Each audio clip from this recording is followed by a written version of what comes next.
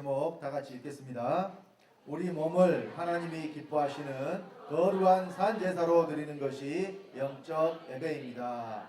본문 말씀은 로마서 12장 1절입니다. 다 같이 합독하겠습니다. 그러므로 형제들아 내가 하나님의 모든 자비하심으로 너희를 권하노니 너희 몸을 하나님이 기뻐하시는 거룩한 산 제사로 드리라. 이는 너희의 드릴 영적 예배니라. 아멘.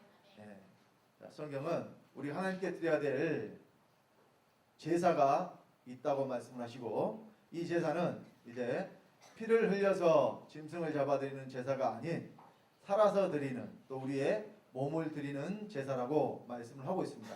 또한 이것이 우리의 드려야 할 영적 예배라고 말씀을 하고 있습니다. 보통은 사람들이 이 교회라는 이 공간에, 장소에 모여서 찬송하고 말씀 듣고 하는 이 어떤 이 형식을 예배라고 생각을 하시는 분들도 있는데, 물론 이 형식도 중요합니다. 말씀을 드려야 되니까. 그런데 성경이 말씀하는 진짜 예배는, 영적인 예배는 우리의 몸을 하나님이 기뻐 받으시도록 드리는 것이라고 말씀을 하고 있습니다. 자, 어떤 분들은 구약의 율법 또 그 제사 이런 모든 것들이 폐해졌기 때문에 무슨 제사를 드리냐 하지만, 사도 바울을 통해서 여전히 우리가 하나님께 제사를 드려야 된다고 말씀을 하고 있습니다. 근데 구약과 같이 짐승을 드리는 그런 제사는 아니고, 이제는 우리 몸을 하나님께 드리는 제사가 있다라고 성경이 말씀을 하고 있습니다. 자, 그래서 이 구약에 드린 제사가 그러면 아무 우리와 관련이 없이 하나님이 그 구약의 제사법을 성경에 기록하시고 이런 일이 있었다는 것을 우리에게 단지 알게 하시려고만 이 말씀을 기록하신 것이 아닙니다. 사실 구약에 기록된 모든 말씀은 장차 이루어질 일에 대한 예표요, 모형요, 그림자로서 기록이 된 것입니다. 그래서 실제는 아니지만 그와 같은 일들이 일어나야 되기 때문에 하나님이 미리 기록을 하신 것이고, 구약의 이스라엘 백성들은 그 말씀에 의해서 실제로 그 일을 행했어요. 그러나 그것은 하나님이 진정으로 받으시기 원하는 제사는 아니었다는 것입니다.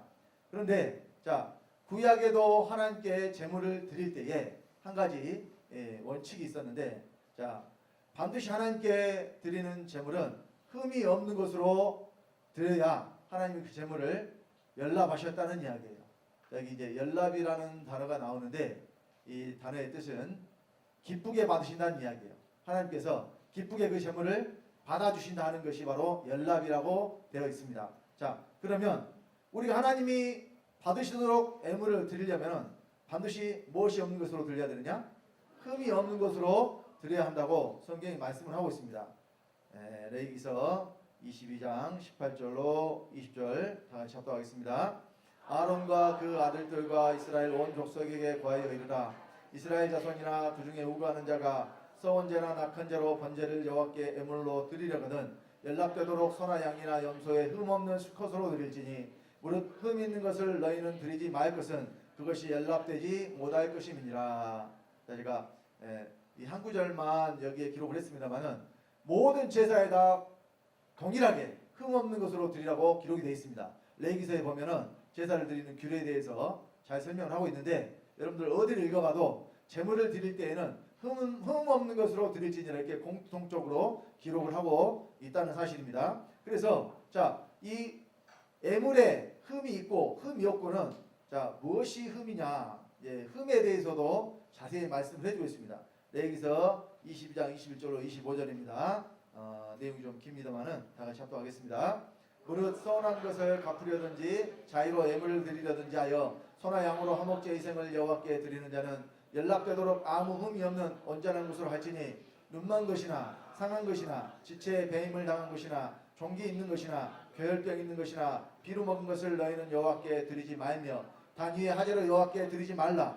우양의 지체가 더하거나 덜하거나 한 것은 너희가 낙헌 예물로는 쓰려니와 선한 것을 각품으로 드리면 연락되지 못하리라. 너희는 불알이 상하였거나 치였거나 터졌거나 배임을 당한 것은 여호와께 드리지 말며 너희 땅에서는 이런 일을 행치도 말지며 너희는 외방인에게서도 이런 것을 받아 너희의 하나님의 식물로 드리지 말라. 이는 결점이 있고 흠이 있는 것인즉 너희를 위하여 연락되지 못할 것임이니라. 자, 무엇이 흠이 있는 것인가를 구체적으로 또 말씀을 하고 있습니다. 그러니까 어떤 이 몸에 이상이 있는 상처가 있거나 병이 있거나 또는 비루한 것, 이상은 없는데 그냥 빼빼 말라가지고 그냥 볼품이 없는 것들 있잖아요. 이런 것도 드리면 안 된다고 그랬어요. 또 지체가 더하거나 덜한 것, 예를 들어서 사람도 이 손가락 하나 발가락 하나 더 있는 사람들도 있어요. 짐승의 경우는 그런 경우에 하나님께 드리지 마라 그랬어요. 자, 낙헌 제로는 드리되 소원 제로는 드리지 마라라고 말씀하고 있습니다. 자, 그래서 하나님 앞에 드려지는 것들은 어떤 것으로 드려야 되느냐? 온전한 것으로 드려야 된다라고 성경이 말씀하고 있습니다. 자, 그래서 이 온전한 것의 의미가 지금 이 구약의 말씀만 보자면 겉으로 봐서 이 온전한 것, 또 병이 없고 상처가 없고 이런 것들만을 사실은 말씀을 한 것처럼 보이는데요. 이제 신약에서는 이 흠에 대해서 사람의 겉에 상처난 것을 말씀하고 있는 것이 아니라는 것을 우리가 말씀을 통해 확인할 수가 있습니다. 자, 그리고 또 이 제사를 드리는 제사장, 하나님의 이 제사장의 직분을 행하는 자들에게 있어서 그들에게도 만약에 이 흠이 있다면 그들은 하나님께 제사를 드릴 수가 없다고 말씀을 하고 있습니다. 자, 이 레위기서 21장 16절로 23절 말씀을 또 보겠습니다. 다 같이 합독하겠습니다. 여호와께서 모세에게 일러 가라사대 아론에게 과여 이르라. 무릇 너의 대대 자손 중에 육체에 흠이 있는 자는 그 하나님의 식물을 드리려고 가까이 오지 못할 것이라. 무릇 흠이 있는 자는 가까이 못할지니 곧 소경이나 절뚝발이나 코가 불완전한 자나 지체가 더한 자나 발 부러진 자나 손 부러진 자나 법사등이나 난장이나 눈에 백막이 있는 자나 결병이나 버짐이 있는 자나 불알 상한 자나 제사장 아론의 자손 중에 흠이 있는 자는 나와 여호와의 화제를 드리지 못할지니 그는 흠이 있은즉 나와 하나님의 식물을 드리지 못하느니라. 그는 하나님의 식물의 지성물이든지 성물이든지 먹을 것이나 장 안에 들어가지 못할 것이요 단에 가까이 못할지니 이는 그가 흠이 있음이라. 이와 같이 그가 나의 성소를 더럽히지 못할 것은 나는 그들을 거룩하게 하는 여호와임이니라. 제물도 흠이 없어야 되지만 이 제물을 드리는 제사장도 어떻게 해요? 흠이 없어야 된다고 그러죠. 자, 근데 만약에 지금 이 제사장을 뽑는다 그러면은 저는 탈락이에요. 제사장, 예를 들어서 제가 아론 자손이고 제가 제사장으로 뽑혔다 그러면 제사를 드릴 수가 없다니까요. 제가 왜 제사를 드릴 수 없을까요? 왜 제사를 드릴 수 없어요? 대머리는 해당이 안 돼요. 대머리는 여기 말 욕처라요. 대머리라서 못 드리는 거 아니에요. 흉터가 있다니까. 흉터가 뭐가 있어요? 흉터가 있어요. 흉터. 자, 여러분 여기 그 몸에 흠이 하나도 없는 사람, 나는 지금 제사장으로 뽑힐 수 있다 하는 사람 손 한번 들어보세요. 있어요? 내가 봤을 때 없을 것 같아. 자, 여러분 이렇게 구약에는 겉으로 보이는 어떤 것에 대해서 흠이라고 하고 그것이 온전치 못한 것이라고 말씀을 했어요. 근데요, 여러분 아실 것은 이 제사장들이 하나님 앞에 제사를 드리기 전에 반드시 먼저 하는 일이 있었는데 그게 바로 자기의 속죄제를 먼저 드리고 그 상태에서 다른 사람의 제물을 가지고 성소에 들어가서 제사를 드렸다는 사실이에요. 그러니까 속죄제 없이는 누구도 겉에 흠이 없고 온전한 사람이라 할지라도 하나님의 성소 안에 들어갈 수가 없었다는 이야기예요. 그런데 우선은 첫 번째는 뭐가 흠이 없어야 되느냐? 몸에 흠이 없어야 돼요. 자, 그래서 구약의 이 흠은 육체에 대한 것을 말씀한 것이었지만 신약의 흠은 죄에 대한 것을 말씀한 거예요. 여러분 흠에 대해서 이 성경을 사전을 찾아보니까 이렇게 돼 있더라고요. 어떤 물건이나 이런 것들에 이 흠집이 있거나 흠결이 있는 이런 것을 뭐라고 그러냐? 결함이 있는 것을 뭐라고 그러냐? 흠이라고 그래요. 흠. 근데 또 어떤 부분에 있어서 부족한 것이 있는 것도 또 뭐라고 그러냐? 흠이라 그래요. 예를 들어서 이런 표현을 하죠. 이거 품질은 참 좋은데 한 가지 흠이 있다면 가격이 너무 비싼 거야. 이것을 이럴 때 이 흠이라는 단어를 써요. 그러니까 품질이 엄청 좋으면은 그 자체로는 흠이 있는 거예요, 없는 거예요? 자체로는 흠이 없지만 한 가지 흠이 있다면 뭐가 있어요? 돈이 비싼 거. 그러니까 뭐야 너무 비싸서 못 사겠다 그 말이에요. 근데 그것은 그 사람한테 흠이지 그 자체로 흠이 있는 것은 아니죠. 근데 자, 아무튼 흠이라는 것은 온전치 못하고 부족하고 또 결점이 있고 뭐 이런 것들을 우리가 다 흠이라고 이야기를 하는데, 자, 우리 겉으로 보이는 이런 육체를 하나님이 온전하게 하셔서 그 육체를 그 몸을 하나님이 받으신다고 하면 저와 여러분들이 하나님께 절대로 온전히 드려지는 제물이 될 수가 없게 됩니다. 그래서 자 이제 성경이 흠에 대해서 뭐라고 말씀하고 있는가 말씀을 통해서 확인해 봅시다. 베드로후서 2장 12절로 14절 다 같이 합독합시다. 그러나 이 사람들은 본래 잡혀 죽기 위하여 난 이상 없는 짐승 같아서 그 알지 못한 것을 회방하고 저희 멸망 가운데서 멸망을 당하며 불의의 값으로 불의를 당하며 낮에 연락을 기쁘게 여기는 자들이니 점과 흠이라. 너희와 함께 연애할 때에 저희 간사한 가운데 연락하며 음심이 가득한 눈을 가지고 범죄하기를 쉬지 아니하고 굳세지 못한 영혼들을 유혹하며 탐욕에 연단된 마음을 가진 자들이니 저주의 자식이라. 자, 이런 사람들에 대해서 점과 흠이라 그랬잖아요.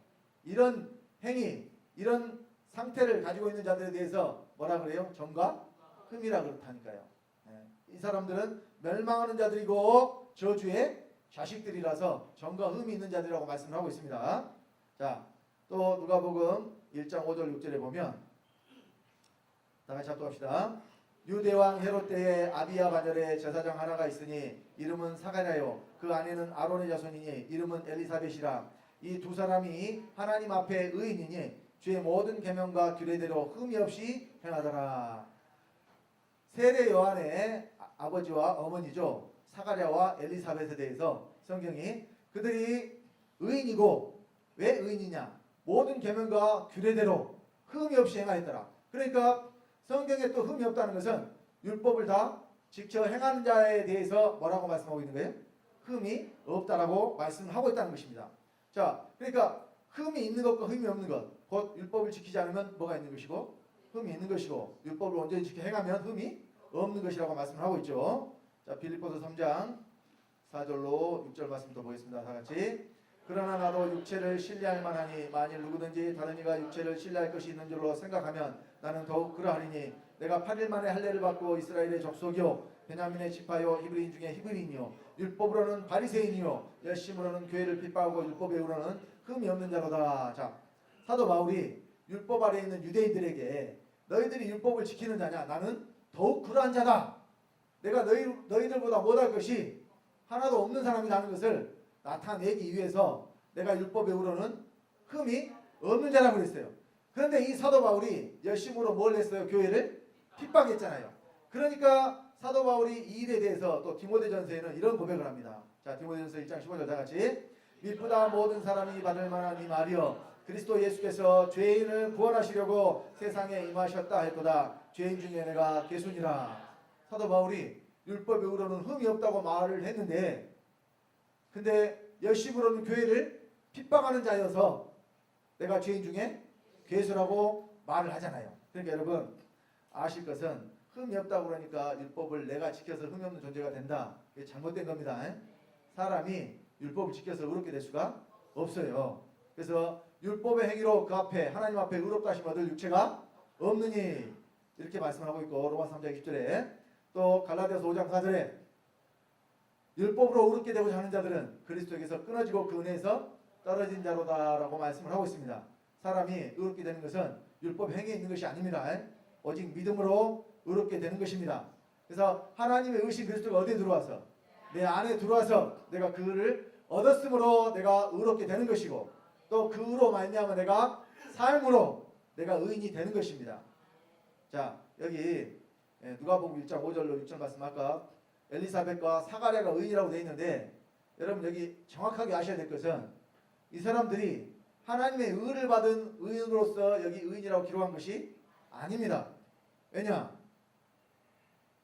예수님 이전 사람들이에요. 곧 구약의 율법 아래 있는 사람들이에요.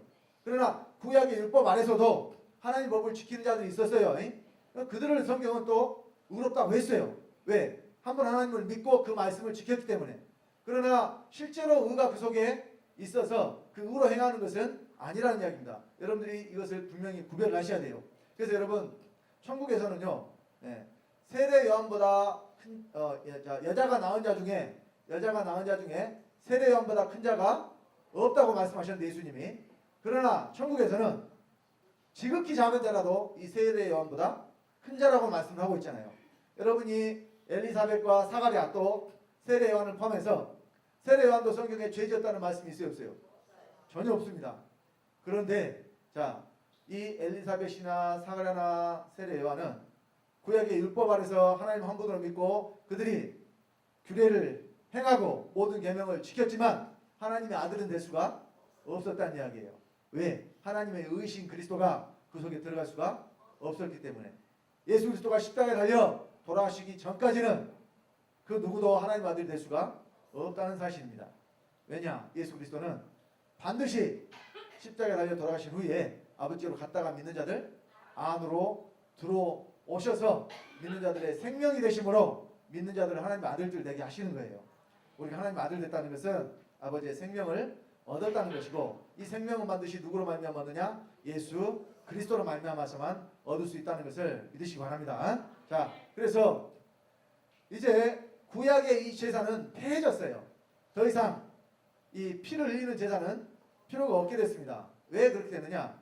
오직 흠이 없는 예수 그리스도가 자기 몸을 제물로 드려서 영원한 제사를 드려버렸기 때문에 이제는 피 흘리는 제사는 없습니다. 그래서 베드로전서 1장 18절 19절 다 같이 합독합시다.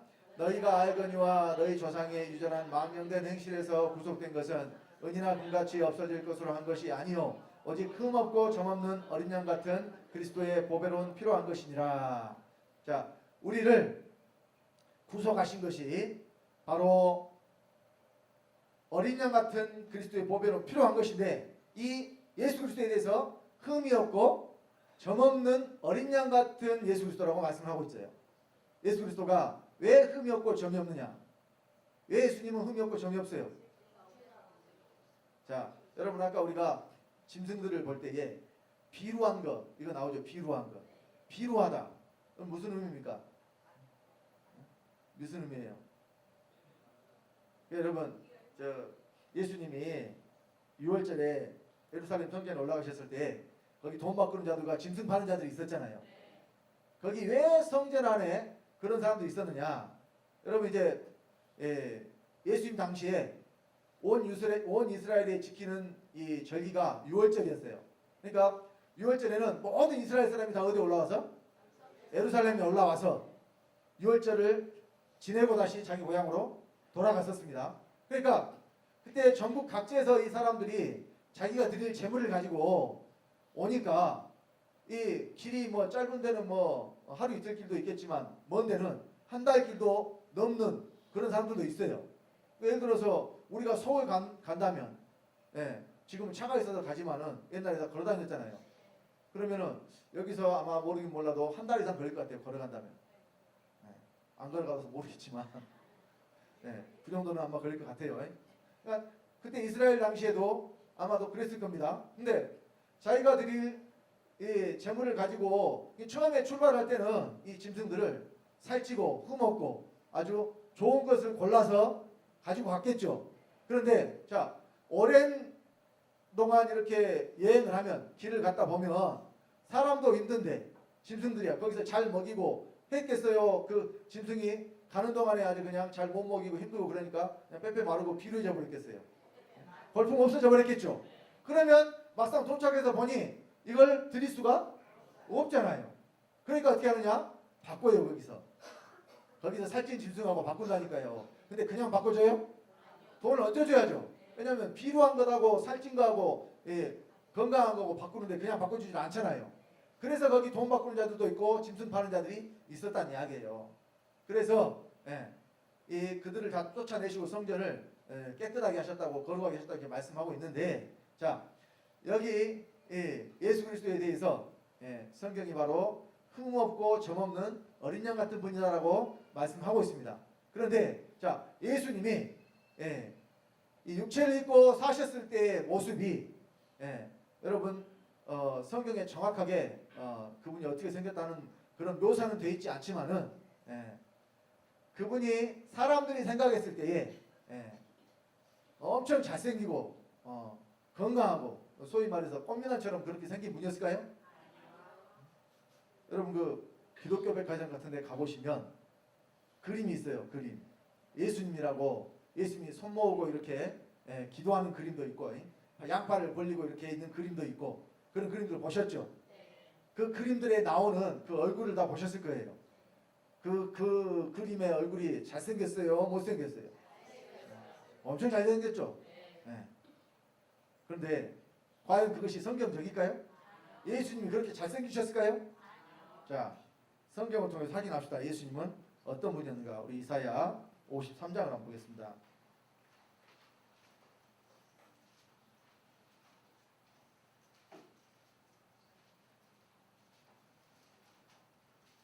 (1절로) (3절까지) 봅니다. 이사야 53장 1절로 3절 다같이 합독하겠습니다. 우리의 전한 것을 누가 믿었느냐? 여호와의 팔이 네게 나타났느냐? 그는 주 앞에서 자라나기를 연한 순 같고 마른 땅에서 나온 줄기 같아서 고운 모양도 없고 풍채도 없은즉 우리의 보기에 흠모할 만한 아름다운 것이 없도다. 그는 멸시를 받아서 사람에게 실어버린 바 되었으며 간고를 많이 겪었으며 질고를 아는 자라 마치 사람들에게 얼굴을 가리우고 보지 않음을 받는 자 같아서 멸시를 당하였고 우리도 그를 귀히 여기지 아니하였도다. 자, 예수님에 대해서 2절에 주 앞에서 자라나기를 연한 순 같고 마른 땅에서 나온 줄기 같아서 고운 모양도 없고 풍채도 없은즉 우리의 보기에 흠모할 만한 아름다운 것이 없다 그러잖아요. 그러니까 사람들이 좋게 여기는 것들에 대해서 예수님은 하나도 가지지를 않으셨다는 이야기예요. 그러니까 자, 키가 큰 걸 사람들이 원해요? 작은 걸 원해요? 그럼 예수님은 키가 컸을까요? 작았을까요? 작았죠. 네. 자, 눈이 큰 걸 원해요? 작은 걸 원해요? 그럼 예수님 눈이 작았을 거예요. 반대로 생각하시면 돼요. 왜? 흠모할 만한 아름다운 것이 하나도 없다 그러잖아요. 근데 사람들은 그저 예수님이니까 높여야 된다고 생각하니까 멋지게 그려놓으면 그것이 예수님을 높이는 것인 줄 알고 천만의 말씀이에요. 여러분 그리고 그런 사진들이 정말 예수님의 얼굴일까요? 예수님 얼굴을 여러분 참 놀랍게도요. 옛날에 유명한 사람들 다 초상화 같은 거 이런 거 남아있잖아요. 그림 잘 그리는 사람들에 의해서 그 모습들이 남아있는 경우가 많아요. 그리고 조각상으로 이렇게 남겨져 있는 경우도 많고 예수님 같은 분이 남아있을 수도 있을 것 같아. 그런데 놀랍게도 예수님의 그림이 한 장도 없다는 거예요. 나중에 사람들의 상상에 의해서 그려진 거예요. 근데 그 예수를 그린 사람들이 예수님을 다 어떻게 그렸어요? 굉장히 잘생긴 분으로 아주 꽃미남으로 그려놨어요.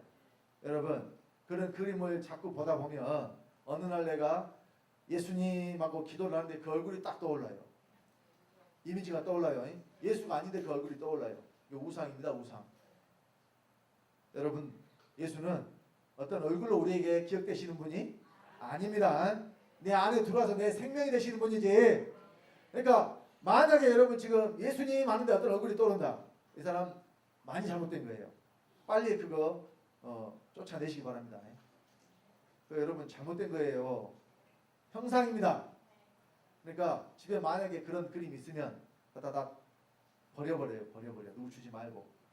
누구 주면 또 그 사람도 그걸 쳐다보고 있을 거 아니에요. 아깝다고 할 것이 아니에요. 그런 것들은.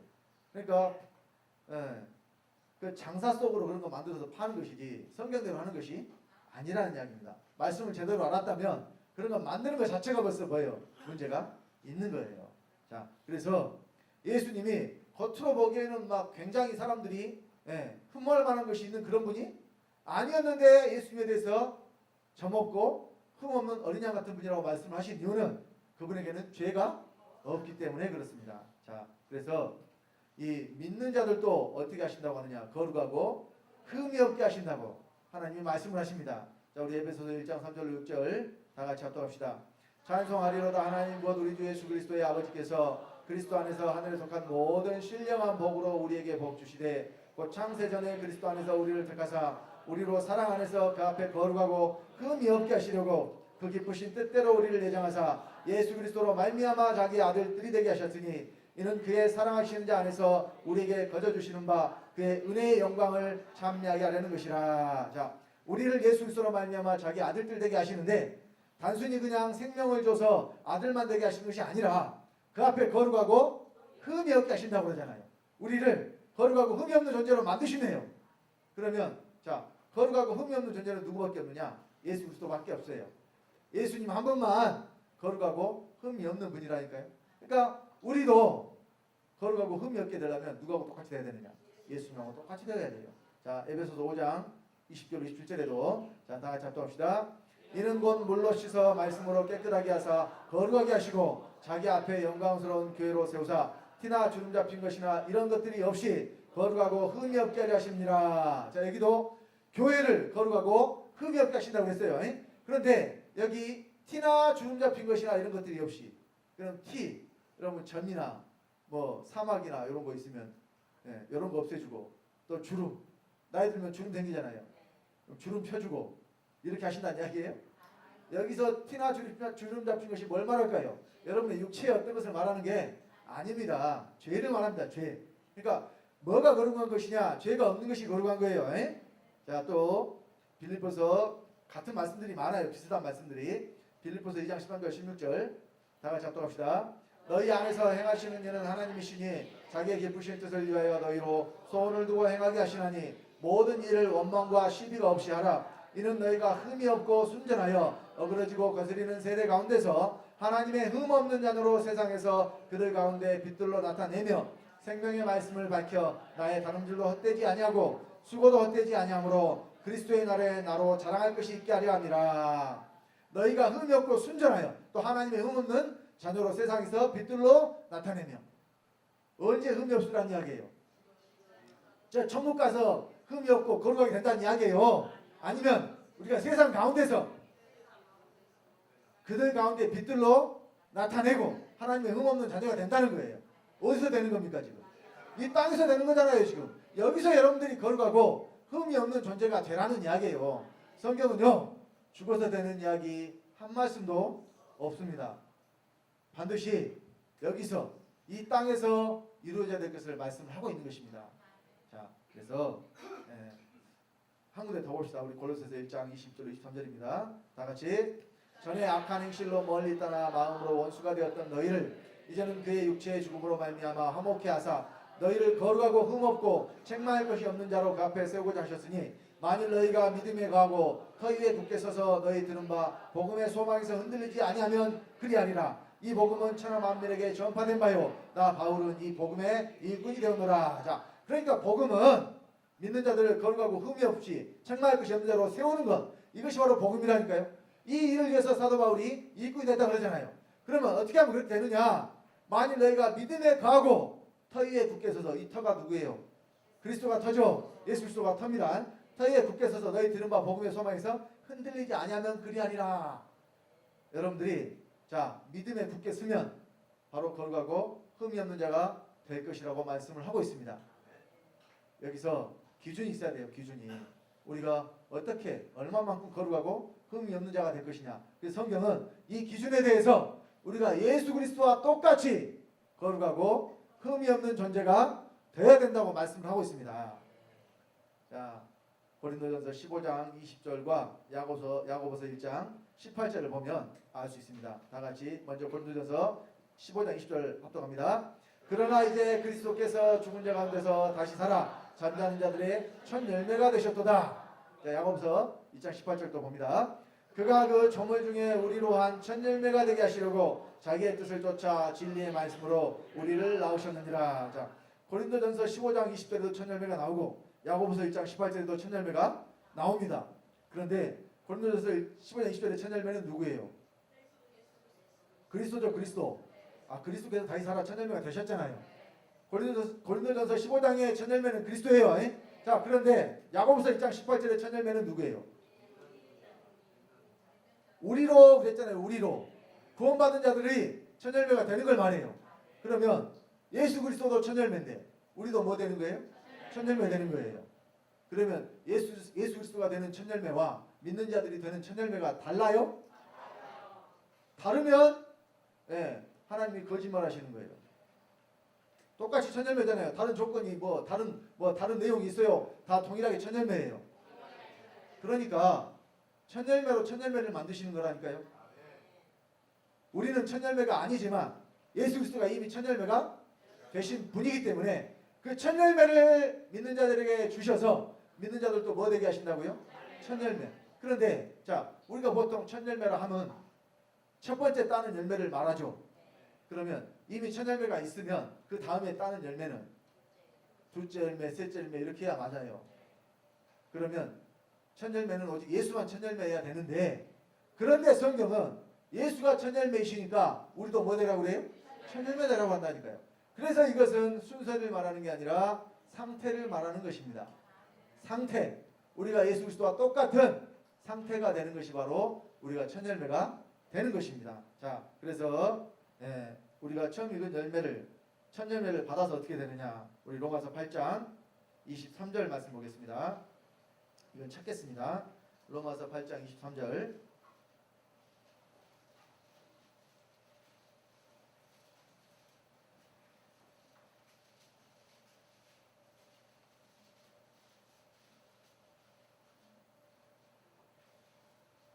로마서 8장 23절 찾으셨으면 다 같이 합독합시다. 이뿐 아니라 또한 우리 곧 성령의 처음 익은 열매를 받은 우리까지도 속으로 탄식하여 양자될 것 곧 우리 몸의 구속을 기다리느니라. 성령의 처음 익은 열매를 받은 우리. 그러면 여기 성령의 처음 익은 열매는 그리스도요. 받은 우리가 그 열매를 받아서 어떻게 되느냐? 몸의 구속. 몸이 구속이 돼요. 그러면 이것이 바로 뭐냐? 양자 되는 거예요. 이것이 양자입니다. 주셔서 데려와서 아들 아닌데 아들 삼아주는 것을 양자라고 하지 아니하고, 성경은 우리 몸의 구속을 받는 것을 양자라고 했어요. 그러니까 우리가 양자 되는 것은 어떻게 되는 겁니까? 예수 그리스도와 똑같이 되는 거예요. 성령의 처음 익은 열매를 받아가지고 우리도 어떻게 되는 겁니까? 첫 열매 되는 거니까. 그러니까 고린도전서 15장 10절에 이 첫 열매가 되신 예수 그리스도와 그 첫 열매를 받아서 우리도 또 첫 열매가 되게 하시는 하나님의 뜻이 예수 그리스도가 믿는 자 안에 들어오심으로 이루어진다니까요. 그리스도가 우리 밖에 계시면 절대 이런 말씀들이 이루어질 수가 없게 되어 있습니다. 그래서 자, 단순하게 첫 열매에 대해서 순서를 생각하고 말을 한다면 예수님과 우리는 똑같은 동일한 첫 열매가 될 수가 없을 것인데, 그러나 성경에는 둘째 열매가 없다는 사실이에요. 그리고 여러분 아실 것은 자, 예수 그리스도가 맏아들이라고 그랬죠. 자, 예수 그리스도가 맏아들인데 그러면 믿는 자들은 예수님의 동생들이니까 믿는 자들은 그런 맏아들이 아닐 것이냐? 믿는 자들은 맏아들 아니겠어요? 아니요. 믿는 자들도 맏아들이라고 합니다. 자, 우리 히브리서 12장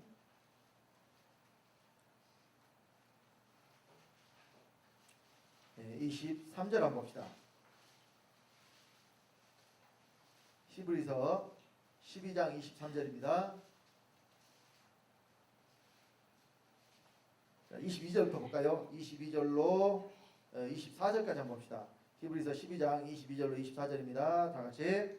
그러나 너희가 이룬 곳은 시온산과 살아계신 하나님의 조성인 하늘의 예루살렘과 천만 천사와 하늘에 기록한 장자들의 총회와 교회와 만민의 심판자이신 하나님과 및 온전케 된 의인의 영들과 새 언약의 중보이신 예수와 및 아벨의 피보다 더 낫게 말하는 뿌린 피니라. 자, 여기 하늘에 기록한 장자들의 총회가 있죠. 23절에 하늘에 기록한 장자들의 총회다. 그러면은 거기 장자가 하나 있다는 소리예요? 장자들이 다 모였다는 이야기예요? 총회는 다 모이면 총회죠. 근데요, 여기 장자들의 총회니까 누구만 모일 수 있다는 이야기예요?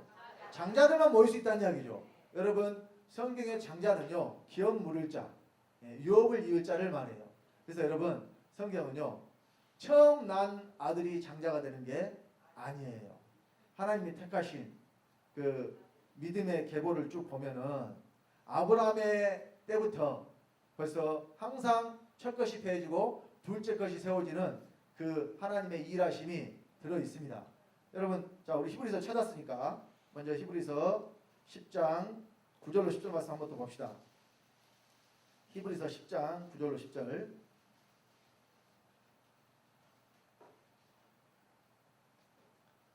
합독합시다. 그 후에 말씀하시기를 보시옵소서 내가 하나님의 뜻을 행하러 왔나이다 하셨으니 그 첫 것을 폐하심은 둘째 것을 세우려 하심이니라. 이 뜻을 쫓아 예수 그리스도의 몸을 단번에 들이심으로 말미암아 우리가 거룩함을 얻었노라. 자, 첫 것을 폐하고 둘째 것을 세우는 것이 하나님의 뜻이고 이 뜻을 이루기 위해서 예수 그리스도의 몸을 들이시고 우리가 거룩함을 얻었다고 성경이 말씀을 하고 있습니다. 자, 그렇다면 여기서 첫 것을 폐하는 일에 대한 이 애표가 아브라함 때부터 나타납니다. 여러분, 아브라함에게 아들이 둘이 있었죠. 먼저 종 하갈을 통해서 낳은 아들 이스마엘이 있었어요. 이 아들도 아브라함의 아들 맞아요. 근데 그 아들은 하나님이 주신 아들은 아니었죠. 아브라함이 자기 힘으로 낳은 아들이었어요. 그런데 아브라함에게 이제 이 소망이 다 끊어지고, 그러니까 자식을 낳을 수 없는 상태가 돼버리고, 아브라함뿐만이 아니라 그 안에 사라까지도 그런 상태가 되었을 때에 하나님의 계획에 오셔서 99세 때에 하나님과 언약의 표징을 맺습니다. 할례를 통해서. 그리고 내년 이맘때 너에게 아들이 있으리라 하시고 100세에 얻은 아들이 바로 이삭입니다.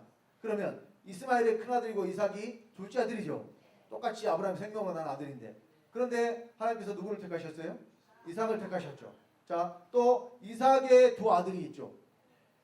에서와 야곱입니다. 쌍둥이였어요. 자, 그런데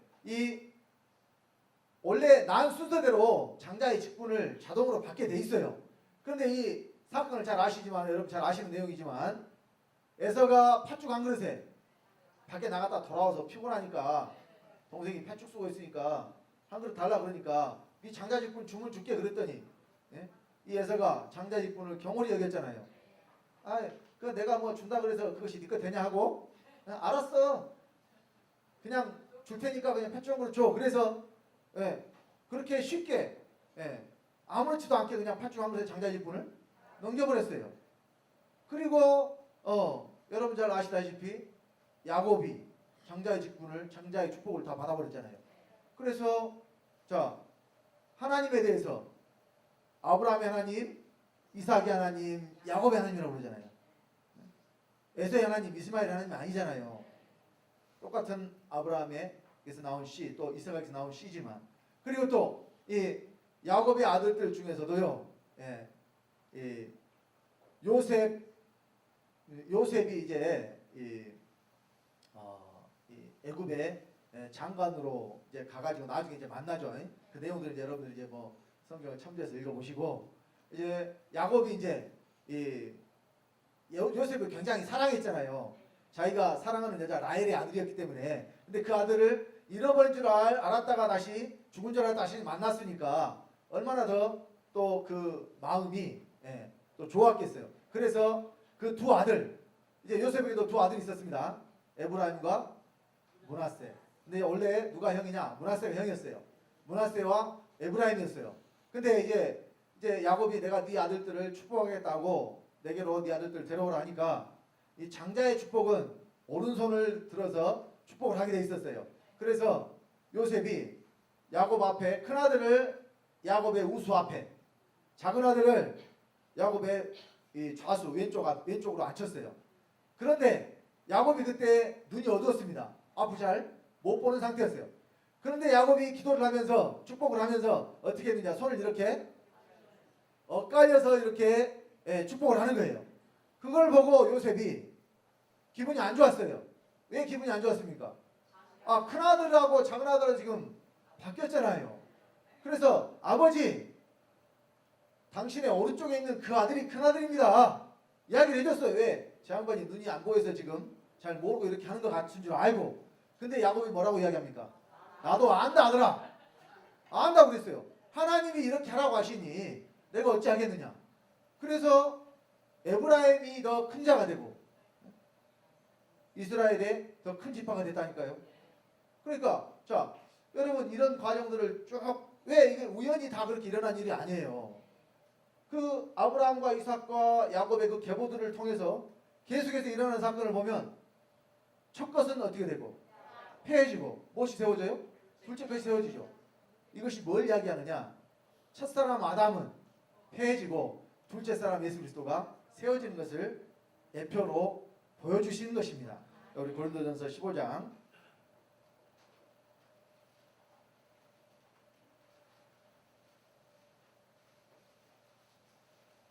45절로 49절까지 봅시다. 고린도전서 15장 45절로 49절입니다. 다같이 합독합시다. 기록된 바 첫사람 아담은 산 영이 되었다함과 같이 마지막 아담은 살려주는 영이 되었나니 그러나 먼저는 신령한 자가 아니요 육 있는 자요 그 다음에 신령한 자니라. 첫사람은 땅에서 났으니 흙에 속한 자이거니와 둘째 사람은 하늘에서 나셨느니라. 무릇 흙에 속한 자는 저 흙에 속한 자들과 같고 무릇 하늘에 속한 자는 저 하늘에 속한 자들과 같으니 우리가 흙에 속한 자의 형상을 입은 것 같이 또한 하늘에 속한 자의 형상을 입으리라. 여러분 47절에 보면 첫사람은 땅에서 났으니 흙에 속한 자이거니와 둘째 사람은 하늘에서 나셨느니라. 그러니까 첫사람인 아담은 어떻게 하고 패해버리고, 히브리서 10장 아까 10절에 그랬죠. 그 첫 것을 빼하시면 둘째 것을 세우려 하십니다. 그러니까 첫사람 아담이 패해지는 것이고 둘째 사람 예수 그리스도가 세워지는 거예요. 어디에서요? 믿는 내 안에서. 내 안에서 그리스도가 세워져야 됩니다. 이것이 하나님의 뜻이에요. 이 뜻이 이루어져야 우리가 거룩하고 흠이 없는 예수 그리스도와 똑같은 존재가 될 수가 있다는 것입니다. 그래서 사람으로서 흠이 없는 분은 누구밖에 없느냐? 예수 그리스도 한 분밖에 없다고 그랬잖아요. 그래서 우리가 하나님이 기뻐 받으시는 제사를, 우리 몸을 그 제물로 드리려면 우리 몸이 그리스도의 몸이 되어야 돼요. 여러분이 육체가 변화된다는 의미가 아닙니다. 내 몸에 있는 죄가 하나도 없이 다 사라져버리는 상태가 되어야 된다는 이야기예요. 여러분 죄는 육체에 있는 것이 아니라 어디에 있느냐? 몸에 있습니다. 몸에. 그래서 사람이 육체를 벗어버린 후에도 몸에 여전히 죄가 남게 돼요. 만약에 죄가 육체에 있다면 육체는 흙으로 돌아가잖아요. 그러면 그 육체와 함께 죄도 어때요? 흙으로 돌아가버려야 될 텐데 그렇지 않다니까요. 그래서 자 우리가 하나님께 이 예배를 드리는 이 지금 앉아서 말씀을 듣고 찬송을 부르고 하는 이것도 예배지만 영적인 예배, 하나님이 기뻐 받으시는 예배는 뭘 드려야 되느냐? 우리의 몸을 드려야 된다고 성경이 분명히 말씀을 하고 있기 때문에 저와 여러분들의 몸을 하나님이 받으시도록 드려야 되는데, 그런데 아무 몸이나 하나님이 받으시는 게 아니죠. 흠이 없고 점이 없는 것만 하나님이 받으시는데, 이제 흠과 점은 뭐냐? 우리 속에 있는 죄가 바로 흠이요 점이기 때문에 이 죄가 없는 몸을 우리 하나님 앞에 드릴 수가 있는 것이고, 이 몸은 그냥 이루어지는 게 아니에요. 첫사람 아담은 죄 중에 출생하고 죄 중에 잉태한 존재이기 때문에 죄 생명으로 가득 차인 존재죠. 그래서 아담에게서는 뭐만 나오느냐? 죄만 나와요. 죄밖에 나올 것이 없습니다. 선한 것이 사람 속에 있다고 합니까? 없다고 합니까? 선한 존재는 하나님 한 분밖에 없다고 그러죠. 그런데 자 지난주에도 말씀을 드렸습니다마는 사람을 지으실 때 하나님께서 사람을 그릇으로 지었다고 그랬어요. 담을 수 있는 존재로. 그래서 우리가 하나님을 담아야 되는데, 그런데 우리는 비워져 있는 그릇이 아니라 죄로 채워져 있는 그릇이기 때문에 이 죄의 생명을 비워내야 하나님의 생명으로 충만하게 또 채울 수가 있는 것입니다. 그래서 우리가 날마다 죽어야 된다는 이야기예요. 죄의 생명은 오직 십자가에서만 죽을 수가 있기 때문에 그렇습니다. 자, 그래서요 이제 우리가 이 몸을 드리는 이 제사를 드리기 위해서, 자 그러니까 로마서 12장 1절 다시 한번 봅시다. 오늘 본문 말씀입니다. 합독합니다. 그러므로 형제들아 내가 하나님의 모든 자비하심으로 너희를 권하노니 너희 몸을 하나님이 기뻐하시는 거룩한 산 제사로 드려 너희 드릴 영적 예배니라. 자, 이 제사를 드릴 때에 자 말씀 한 번 더 봅시다. 히브리서 9장 11절로 14절 다 같이 합독합시다. 그리스도께서 장래 좋은 일에 대제사장으로 오사 손으로 짓지 아니한 것 이 창조에 속하지 아니한 더 크고 온전한 장막으로 말미암아 염소와 송아지의 피로 아니하고 오직 자기 피로 영원한 속죄를 이루사 단번에 성소에 들어가셨느니라. 염소와 함소의 피와 및 암송아지의 죄로 부정한 자에게 뿌려 그 육체를 정결케 하여 거룩케 하거든 하물며 영원하신 성령으로 말미암아 흠 없는 자기를 하나님께 드린 그리스도의 피가 어찌 너희 양심으로 죽은 행실에서 깨끗하게 하고 살아계신 하나님을 섬기게 못하겠느냐. 자, 예수 그리스도의 흘리신 피로 우리를 깨끗하게 하신다. 우리가 그러니까 그 피로 말미암아 깨끗함을 얻어요. 자, 그리고 그 피가 또한 우리의 생명이에요. 그러니까 예수님의 피를 먹고 예수님의 살을 먹고 피를 마시는 자가 영생을 얻는다고 그러잖아요. 그러니까 예수 그리스도의 피를 먹고 살을 먹고 피를 마셨기 때문에 그 피가 어디에 있다는 이야기예요. 마신 것은 먹은 것은 다 어디에 들어오냐? 내 안에 있다는 이야기예요. 그래서 이제는 다시 피 흘리는 제사는 필요가 없어요. 만약에 죄를 위하여 또 다시 피를 흘려야 된다면 예수 그리스도께서 헛되이 죽으신 것이 됩니다. 자, 히브리서 10장 15절로 18절. 자, 다 같이. 또한 성령이 우리에게 증거하시되 주께서 가라사대 그날 후로는 저희와 세울 언약이 이것이라 하시고 내 법을 저희 마음에 두고 저희 생각에 기록하리라 하신 후에 또 저희 죄와 저희 불법을 내가 다시 기억지 아니하리라 하셨으니 이것을 사하였은즉 다시 죄를 위하여 제사 드릴 것이 없느니라. 자, 내 법을 저희 마음에 두고 생각에 기록하리라. 이것은 에레미야 31장 33절 34절 말씀이에요. 새 언약입니다. 그러면 새 언약에 있어서는 이제 예수 그리스도가 피를 흘리고 우리 죄를 다 사하셨기 때문에 다시는 죄를 위하여 제사 드릴 것이 없다니까요. 그러니까 죄 때문에 드리는 제사는 이제는 필요가 없어요. 그러니까 구약에는 이 죄 때문에 피를 흘리는 제사를 드렸지만은 이제는 죄 때문에 제사 드릴 것이 없으니까 피 흘리는 제사는 있어요, 없어요? 피 흘리는 제사는 없습니다. 그런데 제사가 없어진 것이 아니에요. 제사는 여전히 남아 있어요. 그럼 이제는 어떤 제사를 드려야 되느냐? 자, 이제 하나님께 받으시는 제사는 피 흘리는 제사가 아니요 믿는 자의 몸을 드리는 제사이고 또 그 제사를 드리는 제사장도 믿는 자들이고 또 그 제물도 믿는 사람이기 때문에 모든 제사가 믿는 자 안에서 이루어져야 되고 하나님께 드려야 된다고 성경이 말씀을 하고 있습니다. 자, 제물은 뭔지 분명하게 밝혀졌어요. 제물. 저와 여러분들의 몸. 아무 몸이나 하나님 받으셔요? 흠이 없고 점이 없고 거룩한 몸. 이 몸은 어떤 몸이냐? 그리스도의 몸이라니까요. 그러니까 저와 그리스도의 몸 2000년 전에 이 땅에 오신 그 그리스도만 그리스도의 몸입니까? 믿는 저와 여러분들이 그리스도의 몸입니까? 자, 믿는 저와 여러분들이 그리스도의 몸이라는 말씀이 고린도전서 12장 27절에 있습니다. 봅시다. 고린도전서 12장 27절.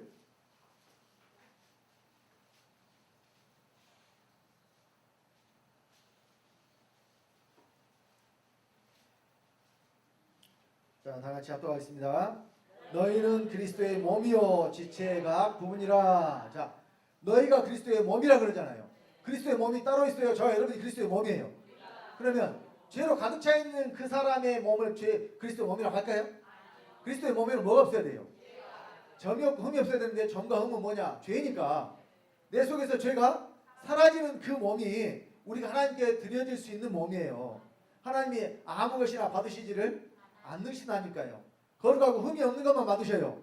자, 그래서 제물은 정해졌어요. 거룩하고 흠이 없는 그리스도의 몸을 제물로 드릴 수 있어요.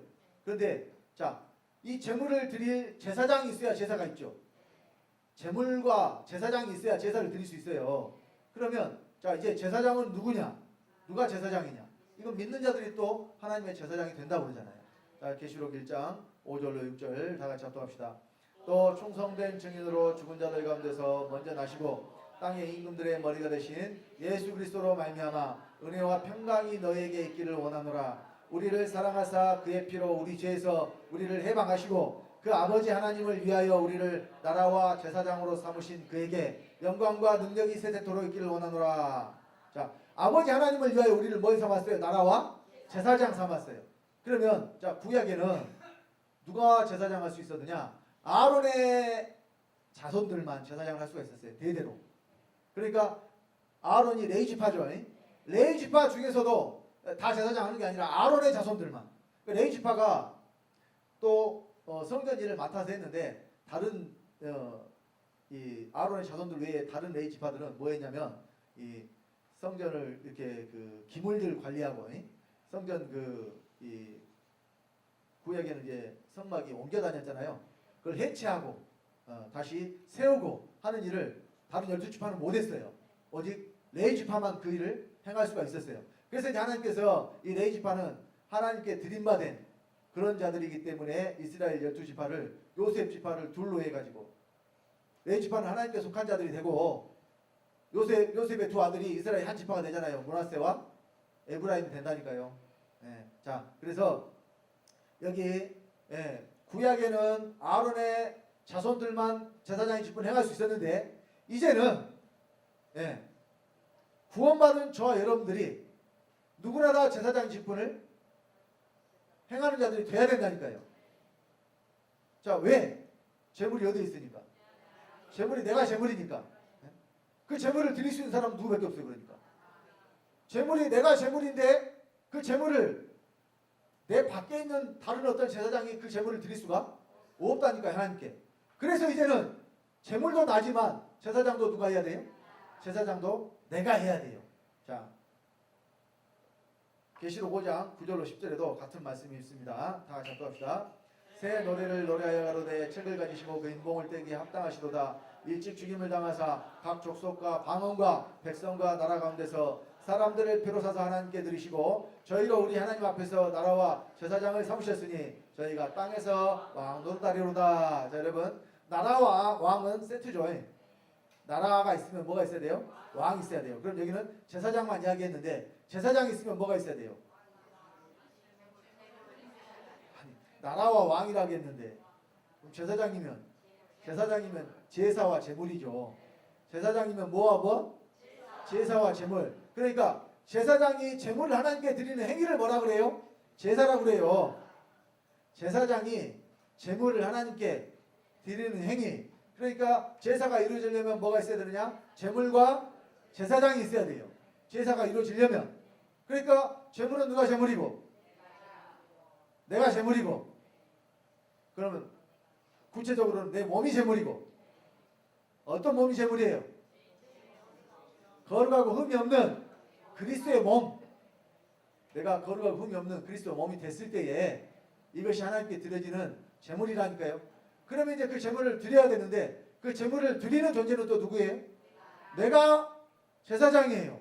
그러니까 제물도 나요 제사장도 나니까 제사는 어디서 이루어져야 돼요? 내 안에서 이루어져야 돼요. 내 안에서. 그러니까 우리 하나님이 기뻐 받으시는 이 산제사를 왜 산제사로 했겠어요? 피 흘리는 제사가 아니니까 산제사고 또 저 여러분들이 살아있을 때 드리는 제사가 산제사예요. 죽은 다음에 여러분들 하늘나라 가서 드리는 제사가 아닙니다. 세상 가운데서 흠없는 하나님의 자녀로 빛들로 나타내라고 그랬잖아요. 여기서 우리 하나님 앞에 거룩하고 흠이 없는 제사를 드리는 거예요. 자, 그래서 말라기서 3장 2절로 3절에 자, 다 같이 합동합니다. 만군의 여호와가 이르노라 보라 내가 내 사자를 보내리니 그가 내 앞에서 길을 예비할 것이요 또 너희의 구하는 바 주가 호련히 그 전에 임하리니 곧 너희의 사모하는 바 언약의 사자가 임할 것이라. 그의 임하는 날을 누가 능히 당하며 그의 나타나는 때에 누가 능히 서리요. 그는 금을 연단하는 자의 불과 표백하는 자의 쟁물과 같을 것이라. 그가 은을 연단하여 깨끗게 하는 자같이 앉아서 레위 자손을 깨끗게 하되 금 은같이 그들을 연단하리니 그들이 의로운 제물을 나 여호와께 드릴 것이라. 자, 레위 자손을 깨끗게 하죠. 이 레위 자손이 바로 제사장 직분을 행하는 자들이에요. 그러면 지금 레위 자손이 누구예요? 지금 저와 여러분들이 바로 이 레위 자손이라니까요. 하나님 앞에 거룩한 제사를 드릴 제사장, 저와 여러분들이 레위 자손이에요. 그러면 왜 이 사람들을 연단하느냐? 뭐같이? 금과 은같이. 여러분, 금과 은을 연단할 때에 그러니까 여러분 처음에 땅 파면은 금덩어리가 막 나와요? 그것은 누가 묻어놨으니까 나오는 것이고 처음에 땅 파서 나오는 것은 금이 함유된 금이 포함되어 있는 그런 돌이에요. 그러니까 그 자체로 가치를 따지자면 그 금 들어있는 것만큼만 가치가 있기 때문에 과거에 여러분 그 휴대폰 폐 휴대폰 있잖아요.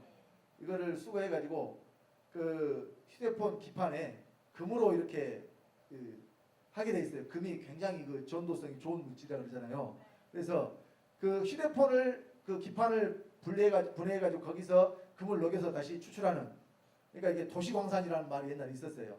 왜 그러냐면 이 실제로 그 땅 파가지고 금광석 그 양에서 빼내는 금과 여기서 빼내는 금 여기서 그러니까 휴대폰에서 빼내는 금이 훨씬 더 양이 많다 그 말이에요.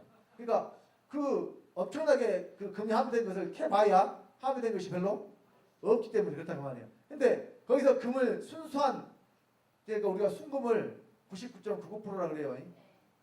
그 정도의 순금을 얻으려면 계속해서 과정을 거쳐가지고 불순물들을 어때요? 다 제거하고. 그러니까 이 연단하는 과정을 통해서 뭐가 없어지느냐? 불순물들이 사라지는 거예요. 금리나 은이나 똑같습니다. 그러니까 하나님께서 우리를 연단하실 때, 그래서 불로서 연단하신다는 이야기예요. 그러니까 성령이 불과 성녀라고 했을 때 이 성령이 불로서 역사하시면 뭘 태워버리느냐? 죄를 태워버려요. 저와 여러분 속에 있는. 그래서 우리가 악인을 볼 때 어떻게? 발바닥 밑에 재같이 밟아버려 그러잖아요. 말라기서 4장 1절에 보면 악인을 볼 때 뭐같이 밟아버려? 이 발바닥 밑에 재같이 밟아버려 그러잖아요. 그래서 히브리서 12장 28절에 또 보면 우리 하나님은 소멸하는 부르심이라 그랬는데 죄를 태워서 없애버리는 분이에요. 죄가 사람 밖에 있어요? 안에 있어요? 그래서 우리 속에 성령을 주시고 이 성령의 불로서 죄를 태워서 없애버리시고 우리를 또 연단하신단 말이에요. 자꾸 불 속에 넣으셔요. 뭐 하려고? 불순물을 없애버리려고. 순수한 금만 남게 하려고. 그래서 최종적으로는 우리가 의로운 제물을 여호와께 드리게 하시려고. 레위 자손을 금과 은같이 연단해서 그들이 의로운 제물을 나 여호와께 드릴 것이라 그러잖아요. 말라기서는 구약의 맨 마지막이에요. 앞으로 이루어질 일에 대한 예언을 말라기 선자가 한 겁니다. 그럼 이제는 레위 자손이 누구냐? 저와 여러분 레위 자손이에요. 의로운 제물은 내가 그리스도의 몸이 되어서 하나님께 산제사로 드려지는 것, 이것이 바로 의로운 제물입니다. 이것이 또한 우리의 드려야 될 영적 예배이기도 합니다. 그래서 자, 제물도 나요. 거룩한 몸, 그리스도의 몸이 된 제물이 나요. 그 제물을 드리는 제사장도 나요. 내가 그 제물을 여호와께 드릴 때에 이것이 바로 산제사입니다. 또한 이것이 영적 예배이기 때문에 여러분들의 몸을 우리 하나님이 기뻐 받으시는 거룩한 산제사로 드리시는 우리 하나님의 제사장들 되시기를 예수 그리스도로 간절히 축원드립니다. 기도하겠습니다. 아버지 하나님, 주님의 은혜를 감사드립니다. 우리 몸을 하나님이 기뻐하시는 거룩한 산제사로 드리는 것이 영적 예배요. 이 제물은 바로 거룩하고 흠이 없는 그리스도의 몸과 같이 우리의 몸이 변화됐을 때 이것이 아버지께 드리는 제물이 될 수 있고, 또한 그 제물을 드리는 우리가 하나님의 거룩한 제사장이기 때문에 이제 이 모든 일이 믿는 우리 안에서 일어나야 될 것을 이 시간 말씀 전했습니다. 우리 사랑하는 주님께 성도님들, 이 말씀들의 실제가 되게 하심으로 이 땅에서 우리 몸을 하나님이 기뻐 받으시는 거룩한 산제사로 드리는 하나님의 거룩한 제사장들이 다 될 수 있도록 복 주시고 인도하여 주시옵소서. 말씀 가운데 함께 하신 주님께 감사를 드리며 주 예수님으로 말미암아 주 예수님의 생명을 받고 주 예수가 된 하나님 아들 주성된 모사가 기도드렸습니다. 아멘.